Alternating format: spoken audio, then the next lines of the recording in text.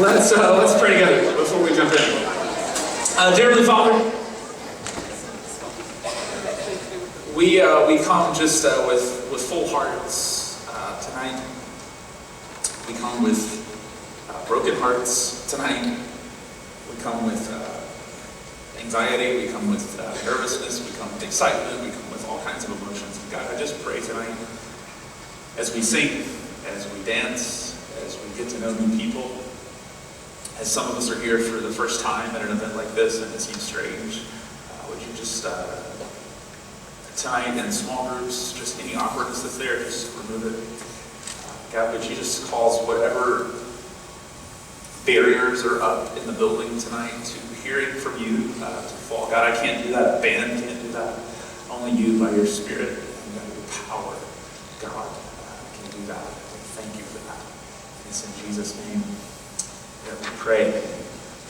Amen.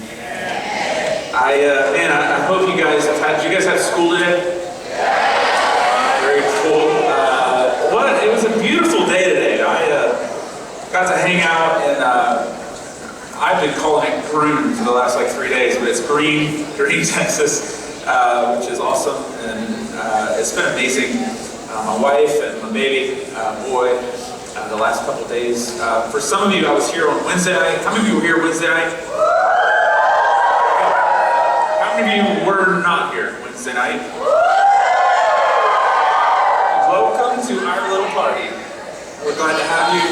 My name is Jared. I am from Atlanta, Georgia, and I get to travel and speak quite a bit, and I've been friends with your youth pastor, Brent, and your other youth pastor, Brandon, for the last several years. I actually came and participated in a Believe Weekend about 6 years ago, there was one about 4 years ago and another one about 5 years ago, and it's awesome to be back. I love being in New Braunfels.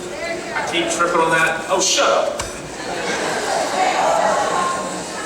And I love people in Texas, man. You are so cocky. Don't mess with Texas, right? It's New Braunfels. Get it right. I'll call it New Braunfels if I want. Okay. You're New Braunfels because you're third best. Explain that to your neighbor. But I love getting to come here. I love your town. I love the people here, and I love your church. And it's a huge honor to be here. I know for some of us, this is maybe your first time at an event like this, and you walk in tonight, and it's really weird. I mean, you're just sort of just trying to mentally catch up with what's going on. Your friend invited you to come to church, and you thought, I've been to church before, I don't want to go back to church. You walk in tonight, and there's loud music, and it feels like you're in a theater, and you're like, am I going to get popcorn in the back? Like, what is going on? Or you see people with their hands up, you're like, what are they, moving their hips? Yeah, it's just weird. And for some of us, you've been to church for a long time, and you're kind of used to this whole thing, and for you, it's an opportunity just to come, just to hear a fresh word from God, and that's what we want this to be, just an opportunity for you to hear from God. And I'm excited about our theme and our time together tonight. Have you ever had one of those experiences in life where you're in the middle of something, or you're experiencing something, and you ask yourself in the middle of the process or in the middle of the situation, is this really the best way to do this? Is this really the best way to go about this? I mean, how many of you know what I'm talking about? Maybe your coach makes you wake up at 4 o'clock in the morning to get to school to work out, and you understand the point. It's to win games and to teach character and all that. But it's exhausting and it drains you, and you think to yourself, is this really the best way to go about winning games this season? To be so tired in the off season. Maybe you've been at a movie theater and there's 100 people in line, and there's one ticket window open and 9 of them are closed, and you're like, is this? And there's 10 employees standing around. Have you ever had a moment like that? You're like, is this really the best way to go about this, to keep all these people in line? You've ever had one of those moments, or you were driving, to Jackson, Mississippi, and your bus went through Oklahoma City. You're like, is that really the best way to get there? Have you ever had one of those moments? You know what I'm talking about. We say, is this the best way to go about this? My wife and I, we travel quite a bit. A few months ago, we were flying from our home in Atlanta to Mexico. And as we were getting on the plane, we were late to the airport, and airline travel is always such a nice little stress-free event anyway, right? But we get to the airport, and we're stressing because we're already running a little bit late, and we get to the airport, and as we're getting there, you got to now it's security. It is not just, go through a screener. You got to take your shoes off, take your belt off, get naked, do a handstand. It's just a whole process. That's just in Atlanta. I don't know about here, but we're going through the airline security, and I'm trying to get the stroller for our son, who was about 7 months old at the time. I'm trying to get all the our shoes off, belts off, get all the stuff on the conveyor belt. And the TSA agent, the security guy, comes over to me, and he says, "Sir, I regret to inform you, your son, who's 7 months old, by the way," he says, "your son has been flagged for additional security screening." It's like, are you on crack? What? Really? Because in my book, if you are not old enough to crawl, you probably don't have the capacity to build a bomb just for free tonight. But he gets us out of line, and he's standing there with us, and he's got this huge wand thing that he's going over my son. 7 months old. He's going over my son, with this wand. He's screening my son for explosives, and it was just one of these weird moments. And I was trying to joke with the guy who was like, "Sir, I hate to say this, but the bomb actually went off in his pants 20 minutes ago." I was like, "You missed it, already on." And but this guy's so serious, just with his wand, just very, do not move, okay. And but it was one of these awkward moments in my head. I'm thinking, is this really the best way, in the interest of national security, to protect citizens, to take the 7-month-old, out of line and do this? And when it was over, it was hilarious. He takes my son's airline ticket, and he writes in very bold letters in orange marker on it, "infant," and hands me the ticket back. It was like, "Thank you, Sherlock. We now know that we're dealing with an infant." That's good. I'm glad they pay your salary to figure that out. That's great. But it was one of these moments where is that really the best way possible to figure out if he had a bomb on him, like the 7-month-old? Is this really what's going on? And I say that tonight because in this room, in your seat, there is so much time represented in this room, and the amount of life that you have in front of you. The potential just sitting in your seat's incredible. Just on average tonight, just from where you're sitting, if you just live the average length of time, based on average lifespans in our world today, just average age in the room, if I just took the average age, it might not be your age, and this isn't an accurate count, but if you just live the average length of time that someone lives, and most scientists believe that with advances in modern science, you'll probably live much longer. This generation will live much longer than the previous generation. But you would live another 21,900 days on this earth, represented in your seat.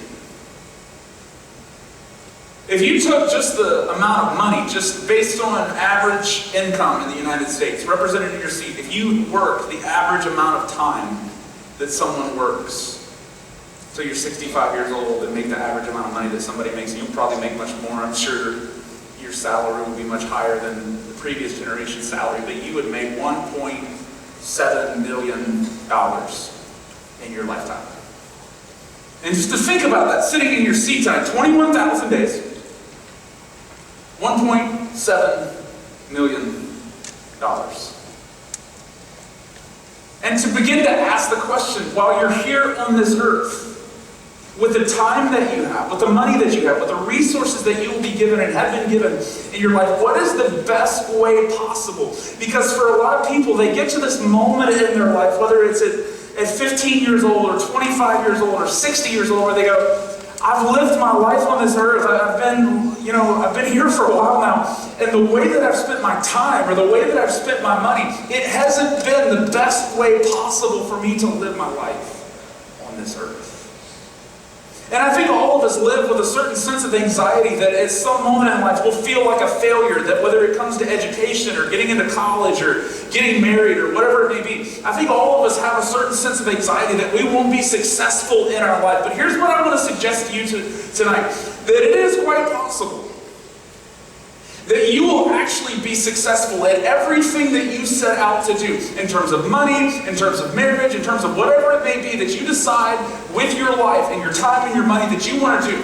It is quite possible you will be extremely successful at everything that you desire to do, and yet still arrive at the sense that it's not working, that it wasn't the best way possible to live. That it is quite possible that you will be successful at everything you desire to do, and yet still have the sense that you failed. One of my favorite quotes, I stumbled across this recently, and I just want to read it tonight. We're going to put it on the screens in just a second. Rick, if you have that in the back. But it's this really powerful quote that I thought, man, when I read it, I thought, man, that just sort of what I want to talk about tonight. But it's this idea, this is from a guy named D.L. Moody. He said this: our greatest fear should not be a failure, but of succeeding in something that doesn't really matter. Because this happens all the time, doesn't it? That people are really successful at everything that they set out to do. They get where they want to go. That life puts us all on some sort of trajectory. It says, here's the goal, here's the plan, here's the purpose. And you can get there, you can arrive at that, and still have this sense that even though you succeeded at something that didn't matter, and you still have this sense that it doesn't work. I read this quote recently, and this was from a study that was done a few months back, and I thought this was so fascinating because it says this, and this was from the Journal of Psychology, Research on Cyberspace, which I'm sure you were reading from this morning. But it says this: it says children aged 9 to 11, check this out, this is amazing, now hold fame as their number one value. It's on a value system of character, honesty, being trustworthy, generosity, fame. In a survey that was done of kids, they put fame as the number one character trait, number one value. Fame ranked 15th in 1997. I mean, that's sort of the script that our culture hands us and says the goal is to be noticed. The goal is to have people admire you. That's the way we live in our world. You go, that's crazy, man. That's some messed up 9-year-olds right there. That's the power of Snooki is what that is right there.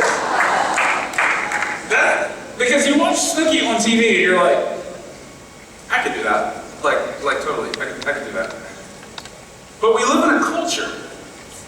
We live in a world where people set out that there would be 9-year-olds, 11-year-olds, 15-year-olds that would say the goal of life, the plan, the purpose, what I'm here in this world to do is for other people to notice me, to admire me, that I would have other people's eyeballs on me and they would be so impressed with me that I would be famous, that my name would be lifted up, that there's an entire generation, there's an entire world that says that's the goal of life, that if you decide what to do with your time and your money, be famous, that's the goal. One more quote, because anybody in the room know who Demi Moore is? Demi Moore used to be married to a guy named Ashton Kutcher. Very nice. Demi Moore, Ashton Kutcher is about 15 years younger than her, so cougars, beware. What do you, oh no, you did. Okay.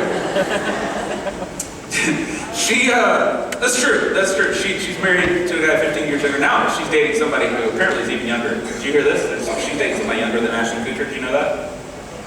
I know all the gossip. What's up? Have you read my website, Just Jared? Thank you.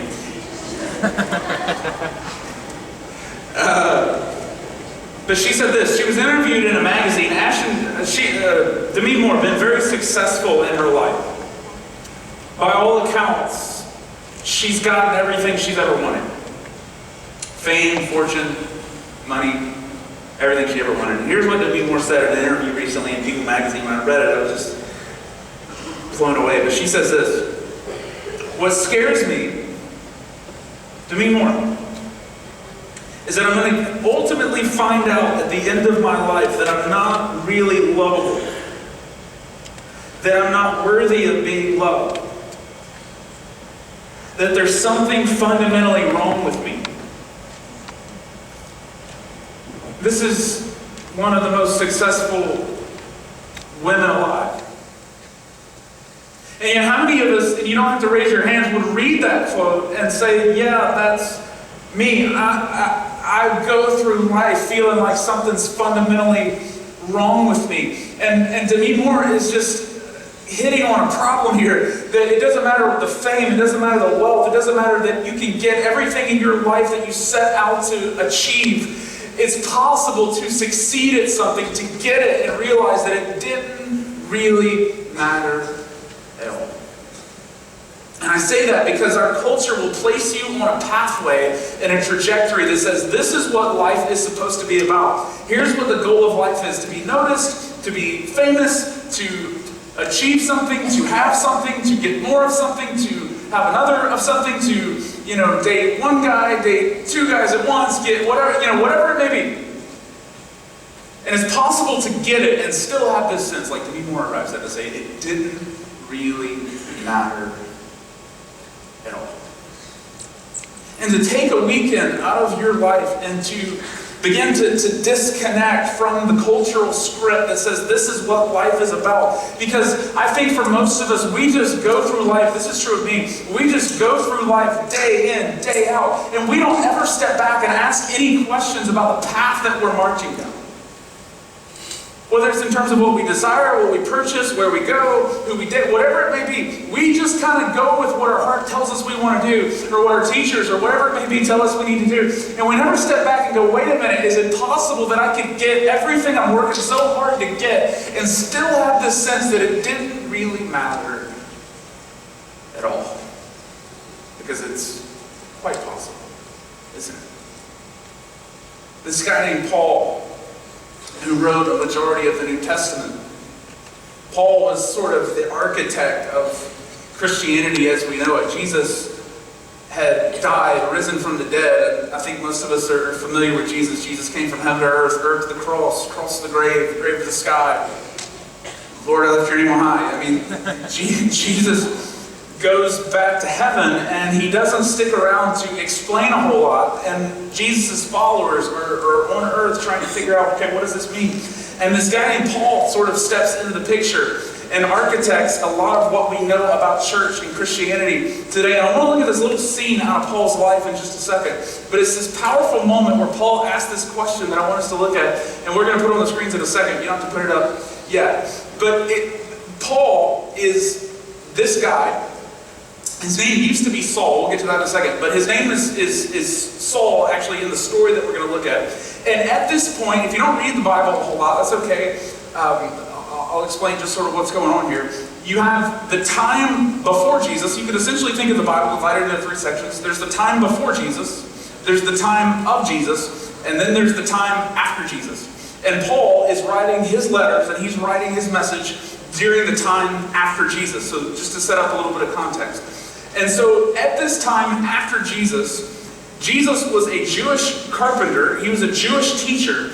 And he was a part of just the religious system of the day. Really, in that world, it was just everybody was Jewish, and Jesus was Jewish.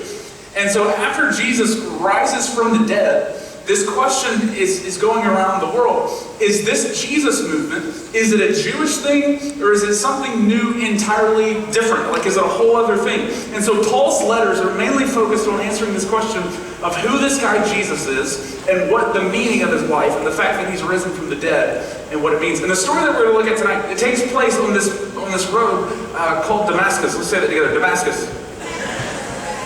Thank you very much. Not Tabasco. Damascus. I'm just messing with you. Hi, what's your name? Bridget. Bridget. All right. I like Tabasco. Don't judge me, y'all. You're smiling. Thank you for smiling. I'm glad you're not crying right now. That would be really awkward. Like, I hate you. Don't hate me. I'm sorry. You seem very nice. What grade are you in? 7th grade. Are you all in 7th grade? I have a sneaking suspicion you're out of 7th grade. Barely? You look good for your age. You look good. Paul has written this letter that we're going to look at in just a second, but he is, the story that we're going to look at tonight takes place on this road called Damascus. And Damascus, it takes place on this road that, if you study the area a little bit, it's called Straight Street, not for any spiritual reason, but because the road was literally just 1,500 meters long. And Paul, before this story, before his name was Paul, his name was, anybody know? Saul. Saul, very good. Good job, Brent, man, they know their Bible. His name is Saul. And Saul, it's his job to kill Christians. That's what he does for a living. I don't like that. He's not here, is he? I'll point the basketball on him. But that's his job. That's what he does for a living. It's true. Like, he's been hired by the government to kill Christians. And he's looking to take anybody who pledges allegiance to this Jesus guy in this empty tomb and murder him, take him out. And so Paul is riding through Damascus, and he's on his way to look for Christians that he's going to arrest and ultimately kill. And so that's where we pick up in the story. Acts chapter 9, verse 1, or uno, if you are Espanol. Do you know how to say Bridget in Spanish? You know how to say Bridget in Spanish? Brigida. So lame, right? I was like, you know how to say Tabasco in Spanish? Tabasco.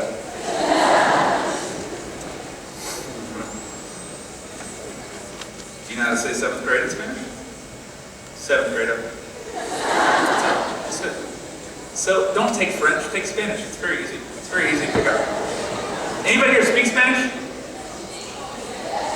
Really? Okay. See some communication. No taco. Brigida will come hurt you up. Okay. Acts chapter 9, verse 1. Meanwhile, Saul was still breathing out murderous threats against the Lord's disciples.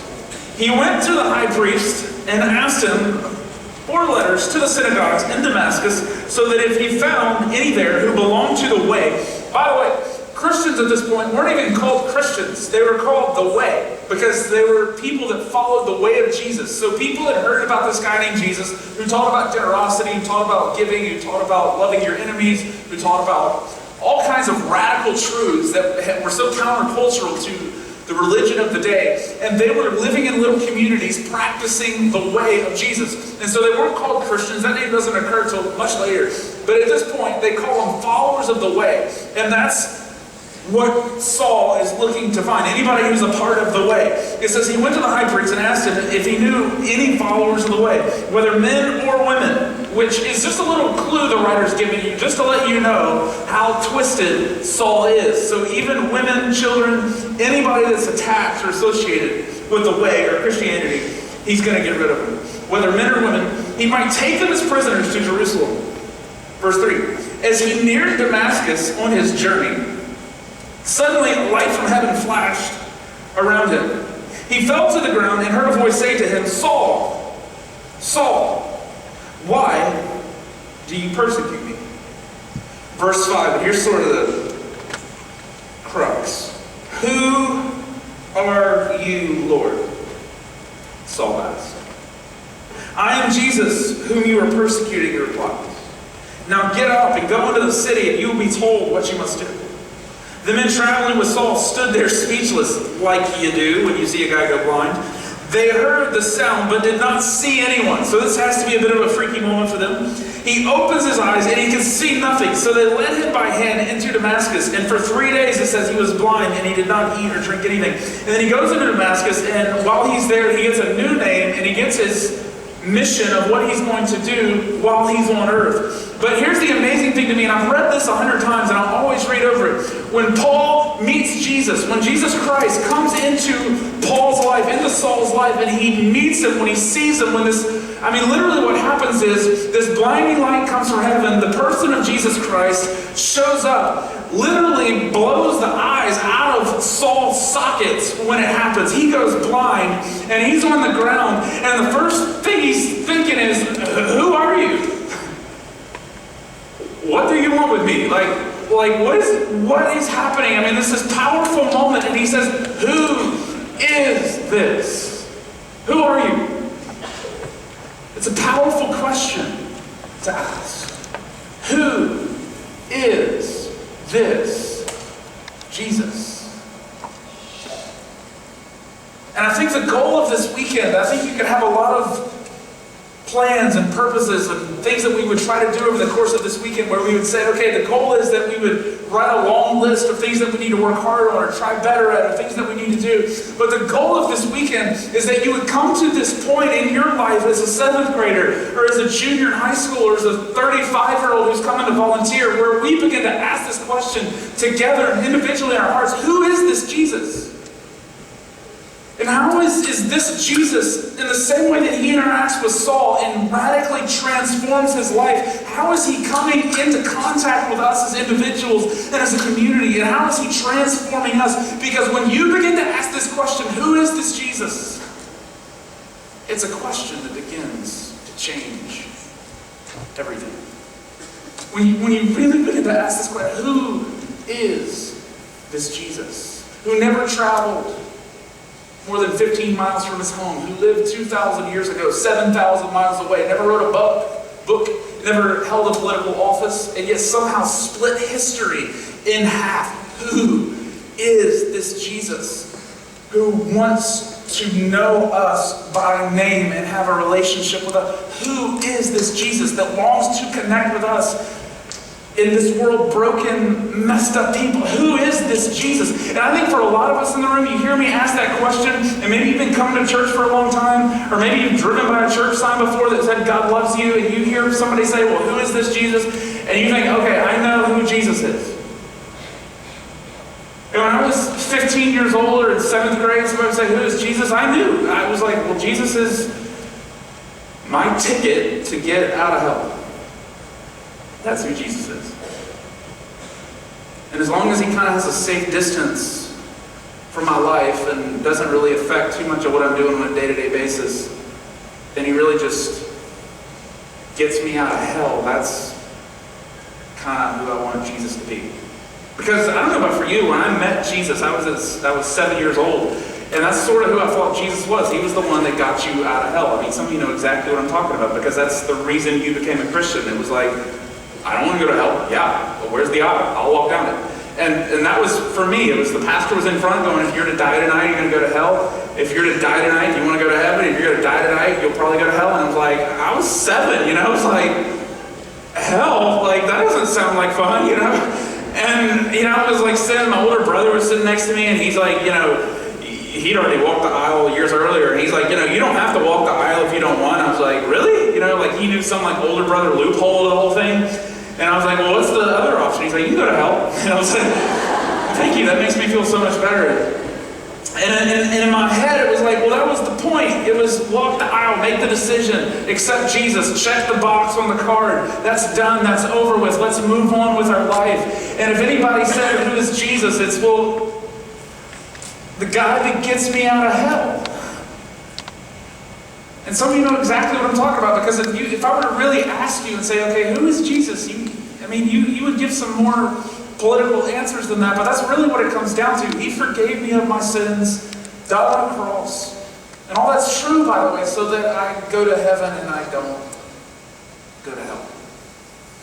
And that's fine. I'm not knocking that tonight. It's just what Jesus longs for is so much more than that. And the problem with that is that's like getting married, not because you were in love with your wife, but because you were just scared of being alone the rest of your life. That's not the reason to get married. When I proposed to my wife, I didn't, get down on one knee and say, will you marry me? And she's like, why? Because you love me? He's like, no, because I don't want to be alone, That's not a good reason to get married. And neither is being a Christian just because you don't want to go to hell. What Jesus longs for is not just Christians that say, we sing songs, we go to church because we feel guilty if we don't, but we know that ultimately if we do that, we're not going to go to hell when we die.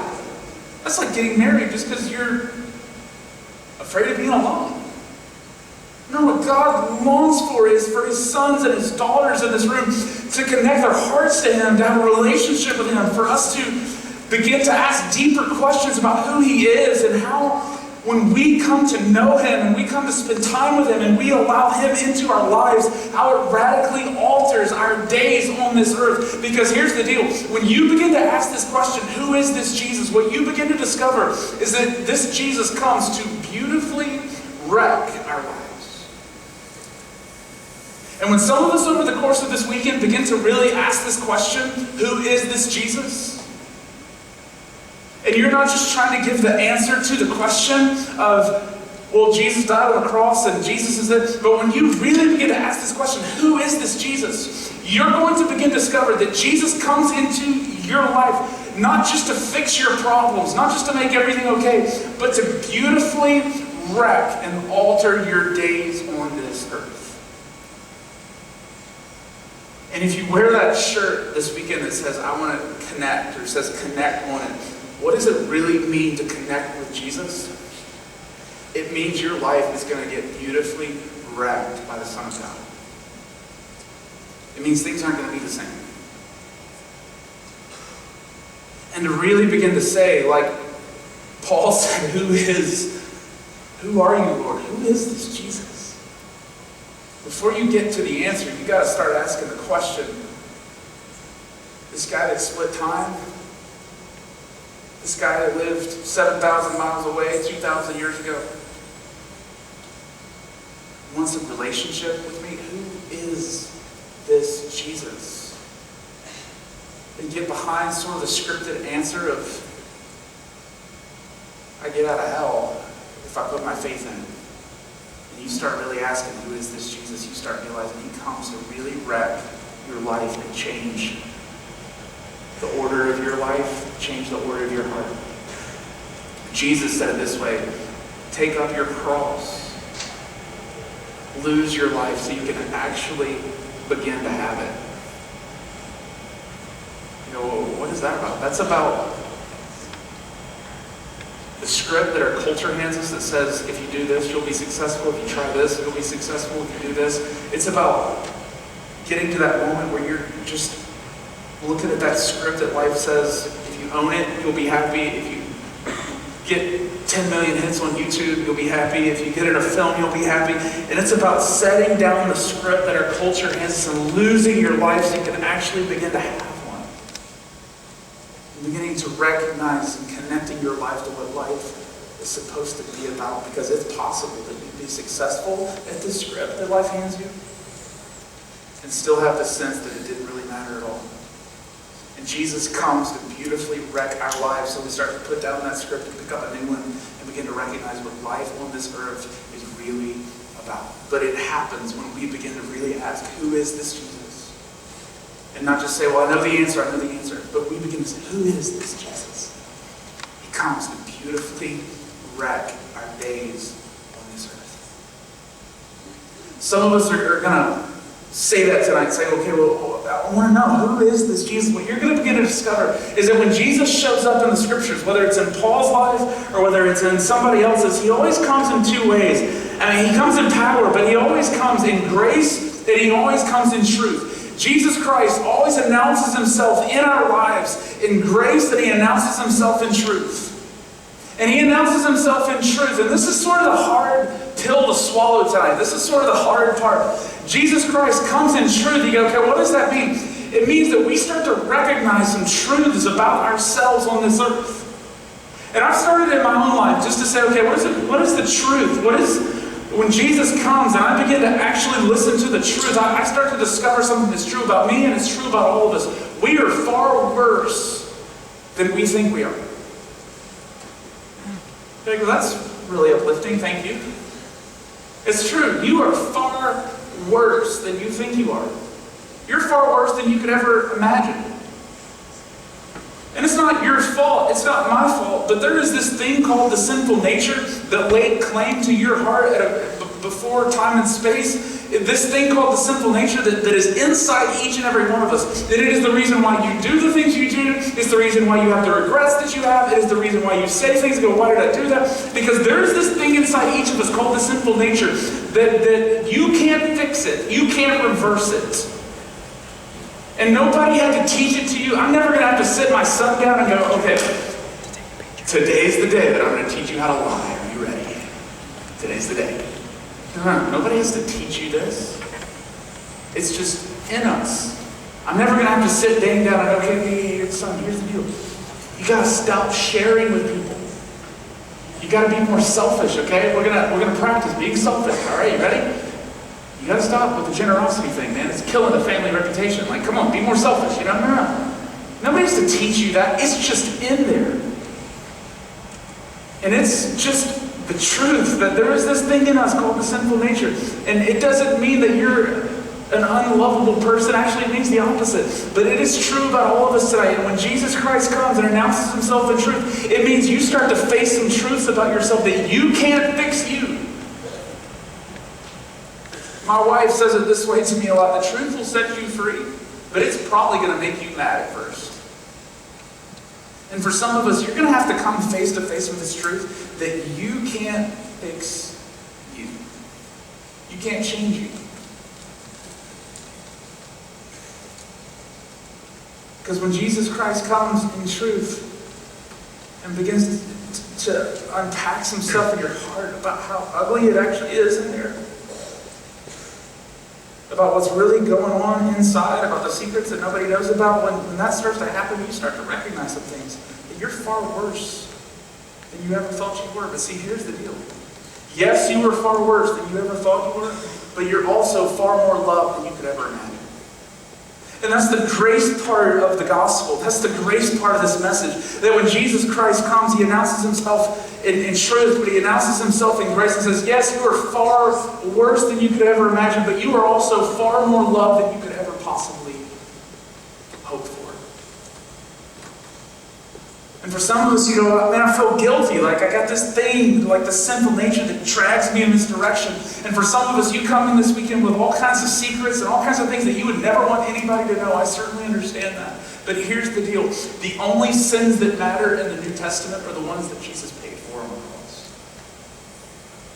And yes, you are far worse than you could ever imagine, but you are far more loved than you could ever possibly hope for. And when you start to ask this question, who is Jesus? He comes in and he begins to wreck your life and he begins to announce himself in grace and truth. And you start confronting some things about your own self. When you start to ask, who is this Jesus? It starts to cause you to ask some questions about, why do I do the things that I do? What's really inside of my heart? And you start to realize there's this thing called the sinful nature that you can't reverse and you can't stop. It laid claim to your heart, it laid claim to mine. And he says, even though that's true, you're far more loved than you could ever possibly imagine. Some of us this weekend, maybe you've been coming to church for a long time and you start to ask this question, who is this Jesus? One of the things you're going to discover is that you've been a believer in Jesus for a long time. You've prayed the prayer. You've gotten the I want to get out of hell thing down. I mean, you know the answers to all the questions. But you're going to begin to discover, when you really begin to ask over the course of this weekend, who is this Jesus? You're going to realize that you've been a believer in Jesus for a long time, or 5 years, or however long, but you've never really been a follower. And there's a huge difference between those two. And Jesus didn't come to this earth looking for people just to pray a prayer and believe in him. He came longing to connect with his sons and his daughters, no matter how messed up you are, no matter what you've done on this earth, no matter how badly you've blown it. He longs to connect with us, and he longs for us on while we're in this world to follow him with our lives. There's a big difference between being a believer and being a follower. What happens tonight when you and 8 friends, you and maybe 8 strangers,